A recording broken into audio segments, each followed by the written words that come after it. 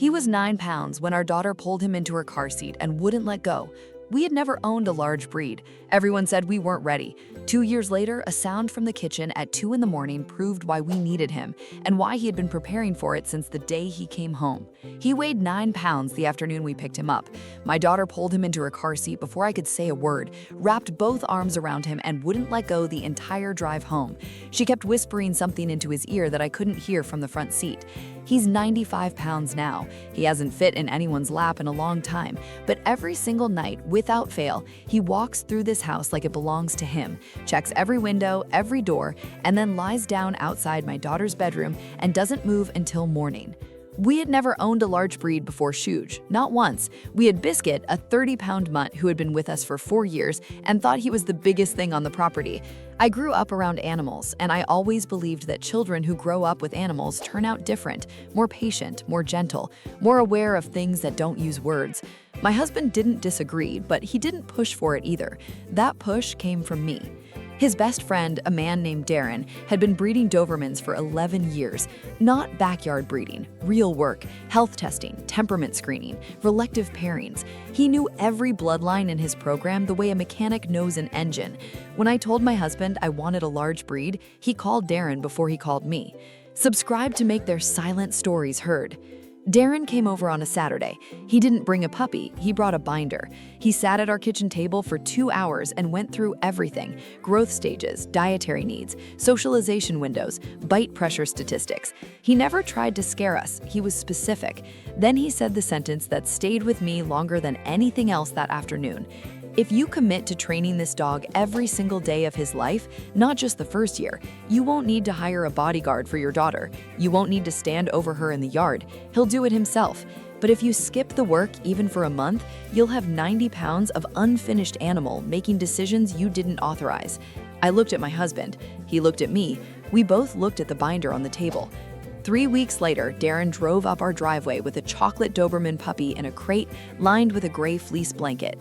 That blanket is still in this house. Suge hasn't fit on it in over a year, but he still puts one paw on it every time he lies down. The first month, Suge was not what I expected. He didn't chew furniture, he didn't destroy shoes. What he did was follow my daughter Nora from room to room with a kind of focus that made visitors uncomfortable. She was 4, he was 12 weeks, and wherever she went, he went. Not beside her, behind her, 3 steps back, watching. My mother saw it first. She sat on the porch, watched him trail Nora across the yard, and said, "That dog is tracking her." She didn't mean it as a compliment. I called Darren. He laughed. He's not tracking her, he's learning her. That's what this breed does. They pick a person in the first 8 weeks and they study them, her rhythm, her sounds, her patterns. By the time he's a year old, he'll know she's upset before she does. I wasn't sure if that was reassuring or terrifying. By 6 months, Suge was 55 pounds, and he had developed a habit I couldn't explain to anyone without sounding like I was exaggerating. Every night after the kids went to bed, he would walk the perimeter of the backyard. Not running, walking, slowly, nose low, ears turning, covering the same path along the fence line in the same direction every single time.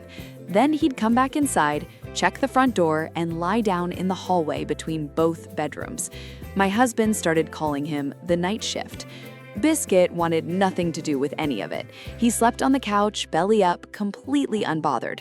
And honestly, for a while, I thought it was just a phase, something he'd grow out of. He didn't grow out of it. He grew into it.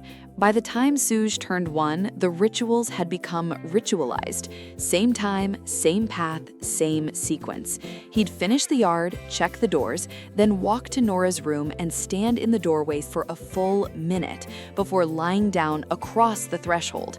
Not inside the room, across the door, like a lock. I tested it once. At 11 at night, I opened the back door to take out the trash. Before my hand left the doorknob, Suge was standing behind me in the kitchen, completely silent, staring past me into the dark yard. He waited until I came back inside, watched me lock the door, and walked back to Nora's hallway without a sound. My mother changed her mind about him the afternoon she watched Nora fall off the porch steps. Not a bad fall. She scraped her knee, started crying, and before my mother could stand up from her chair, Suge was already beside Nora, lying flat on the ground, his big head resting 6 inches from her knee.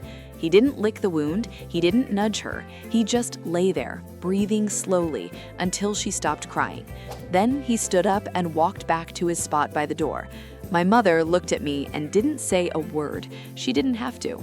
Comment his name below if you know a dog like this. It happened on a Wednesday in February, 2 in the morning. My husband was home, both kids were asleep, and the house was dead silent. Sugar's growl woke me up before anything else did. Not a bark, a growl. Low, steady, vibrating through the hallway floor like a current running under the house. I had never heard that sound before. I found him in the kitchen, standing at the back door, every muscle locked, his eyes fixed on the yard. The motion light on the garage had triggered, and through the window I could see the back gate moving. Not swinging in the wind, someone was pulling it. My husband was behind me in seconds. He saw Suge, saw the gate, and grabbed his phone. Before he could dial, the gate stopped moving. Whoever was on the other side had seen what was standing in the kitchen window. 95 pounds of Doberman, chest wide, teeth just barely showing, completely still except for that growl. They left. They didn't come back. The next morning, our neighbor told us his shed had been broken into overnight. Tools taken, lock cut clean off. He asked if we'd heard anything. I told him we didn't need to hear anything. Our dog heard it for us. Suge is 2 now. He still does the walk, every single night. Yard, fence line, back door, front door, Nora's room, threshold. Same path, same order, same silence. Nora is 6. She tells her friends at school that she has a bodyguard, and when they ask who, she says his name like it's the most obvious answer in the world. Darren comes over once a month. He watches Suge work the yard, checks his form, and every time he leaves, he says the same thing. You did the work. That's all I ever asked. He was right about everything. Every single thing he put in that binder turned out to be true. But there was one thing he told us that Saturday afternoon that I didn't fully believe until I watched it happen with my own eyes, night after night for 2 straight years. He said we wouldn't need to protect our daughter. He was right. We never did. Suge decided that was his job the day my daughter pulled him into her car seat and wouldn't let go, and he has never once stopped. And every night, while the rest of this street sleeps, a 95-pound Doberman walks the fence line alone, checks every door, and lies down across a little girl's doorway on a gray fleece blanket he outgrew a long time ago, but has never once left behind. If you're thinking about bringing a large breed into a home with children, do the work first. Talk to people who know the breed. Train every single day.